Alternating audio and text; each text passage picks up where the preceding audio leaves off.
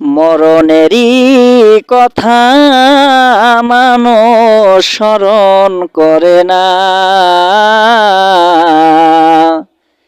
আজরাইল আসিবে যেই দিন কৈফিয়ত মানবে না।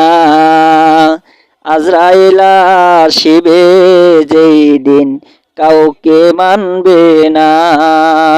প্রিয় বন্ধুরা, নিয়ে আসলাম সৌদি আরব কবরের ভিডিও। এই কবরে সবাইকে যাইতে হবে। কেউ যাবে 2 দিন আগে, কেউ যাবে 2 দিন পর।